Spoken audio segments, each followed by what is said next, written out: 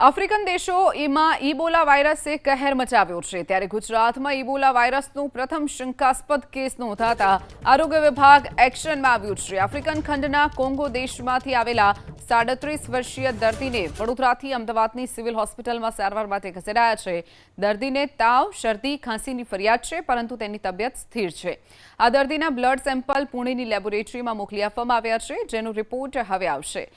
Ebola વાયરસના આશંકાસ્પદ દર્દી અંદાજિત 10 દિવસ પહેલા કોંગોથી મુંબઈ આવ્યા હતા, જ્યાં 5 દિવસ માટે તેઓ રોકાયા હતા, જે બાદ 4 દિવસ સિલવાસ અને દમણ વિસ્તારમાં રોકાયા હતા અને 22 મેના રોજ વડોદરા આવ્યા હતા। દર્દીના સંપર્કમાં એક ડોક્ટર અને 2 વ્યક્તિ પણ આવ્યા છે, જેમને પણ ક્વોરન્ટાઇન કરાયા છે। છેલ્લા 3 દિવસમાં યુગાન્ડાથી આવેલા અમદાવાદમાં 11 નાગરિકોને તકેદારીના ભાગરૂપે હોમ આઇસોલેશનમાં રાખવામાં આવ્યા છે અને સતત મોનિટરિંગ કરાઈ રહ્યું છે। હોમ આઇસોલેશનમાં રાખવામાં આવેલા 11 નાગરિકોમાંથી 10 થલતેજ વિસ્તારના, જ્યારે 1 જોધપુર વિસ્તારના રહેવાસી છે। 9 લોકો અમદાવાદના મૂળ રહેવાસી છે, જ્યારે 2 લોકો યુગાન્ડાથી ખાસ સારવાર માટે આવ્યા હતા।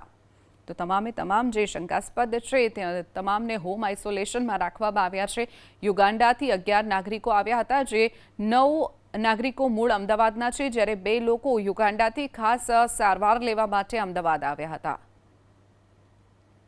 અમોરી લોકુલા નામના એક બિઝનેસમેન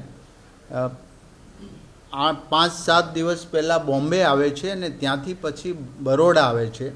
બરોડા એમને તાવ આવતો હોય એવું જણાતા એને બેન્કર હોસ્પિટલમાં દાખલ કરવામાં આવ્યો ને આ બંને વ્યક્તિને પણ એસવીપી હોસ્પિટલમાં અલાયદા વોર્ડની અંદર દાખલ કરવામાં આવ્યા છે અને એક ડૉક્ટર સંપર્કમાં હતા, ડૉક્ટર સુનિલ મુસાના, એ સંપર્કમાં આવ્યા હતા વ્યવસાયિક, તો એમને પણ ક્વોરન્ટાઇન આમાં કરવામાં આવ્યા। હજી કોઈ પણ પ્રકારની પુષ્ટિ થઈ નથી, માટે કોઈ ગભરાવાની જરૂર નથી।